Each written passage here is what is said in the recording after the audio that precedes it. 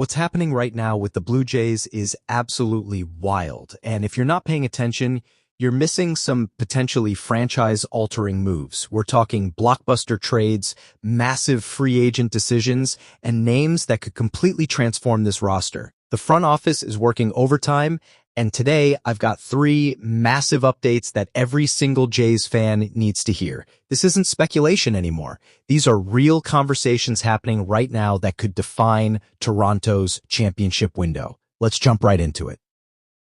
Starting with the biggest bombshell, Fernando Tatis Jr. Yeah, you heard that right. According to multiple sources, the Blue Jays are legitimately exploring a possible trade with San Diego for their superstar outfielder. Now, before you think this is just wild speculation, consider where both teams are right now.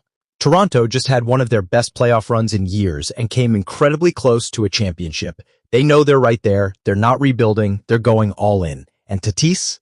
He's exactly the type of player who can push you over the top.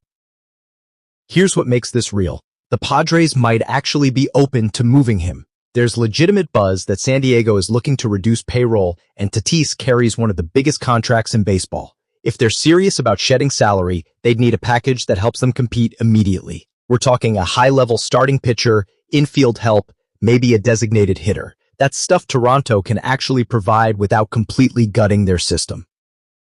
The tricky part?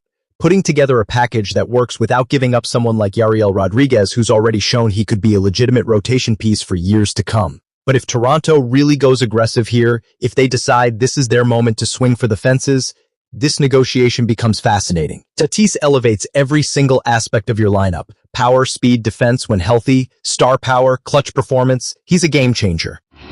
Yes, there's injury history. Yes, there's the massive contract. But this is the kind of rare opportunity where you can acquire a generational talent who's still in his prime. If the Padres are actually willing to deal him, Toronto absolutely needs to be in that room making their case. Now let's talk about shortstop, because this is where things get really interesting with Bo Bichette's future up in the air. Coming off that deep playoff run, the Blue Jays know they can't sit still. They need to make bold decisions. And if Bo is truly on his way out, whether through free agency or trade, there's one name that makes perfect sense as a replacement: Corey Seager. This isn't some random backup plan. Seager is a two-time World Series MVP. He's one of the most complete shortstops in baseball. Let's be real about what he brings. Another consistent season with elite numbers at the plate, defense that's legitimately better than what Bichette provides, and championship experience in the biggest moments. Yeah, he's a few years older than Bo, but Toronto isn't building for 5 years from now. They're building to win right now. This roster is ready. They proved that in the playoffs. Seager gives you power, consistency, and an on-field presence that can anchor your infield for the next few years while the championship window is wide open. If you're prioritizing the present over the distant future, which Toronto absolutely should be, then opening conversations with Texas becomes a legitimate priority. This isn't about finding the next great young shortstop. This is about getting the best shortstop available who can help you win a World Series in the next 2 seasons, and that's Seager, period. Some people will complain about his age, some will worry about long-term value, but guess what? Championships aren't won by worrying about what happens in 2030. They're won by maximizing your window when it's open, and Toronto's window is open right now. If the Rangers are willing to talk, and that's a big if, the Jays need to be all over this. Seager solves your shortstop question immediately while keeping you competitive at the absolute highest level.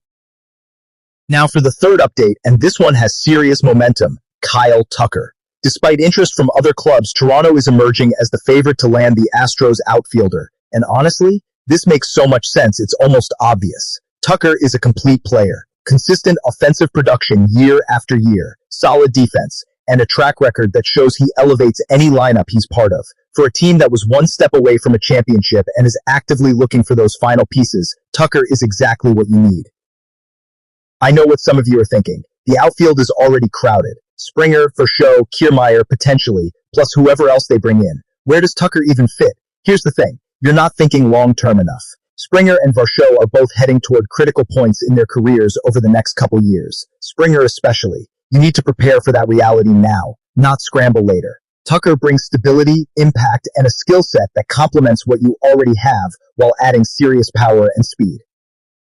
Look at his numbers over the last few seasons. The consistency is ridiculous. Power, contact, plate discipline, it's all there. He's one of the absolute best options on the market if you're trying to strengthen your outfield while keeping yourself competitive at an elite level. And Toronto needs exactly that. They need players who can produce immediately while also being part of the core moving forward. Tucker checks every single box.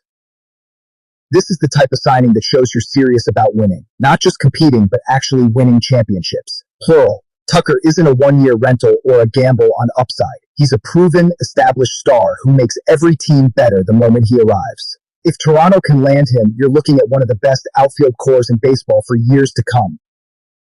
So here's where we're at. 3 massive potential moves. Tatis would be the splashiest, most high-risk, high-reward swing for the fences. Seager would be the steady, championship-tested veteran who shores up your biggest question mark. Tucker would be the smart, forward-thinking addition that keeps you elite both now and into the future. Any one of these happens, and you're talking about a drastically different Blue Jays roster than what we saw last season. The front office is clearly not messing around. They came close, they know what they have, and they're actively trying to take that final step. Whether it's through impact offense, defensive upgrades, or pitching staff improvements, every single one of these conversations shows Toronto is committed to winning right now. And having our community following every step makes it even better.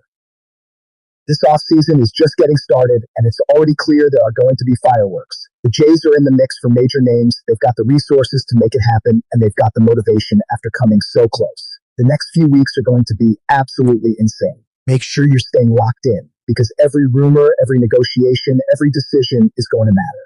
This is Toronto's moment, and they know it. Now they just have to execute.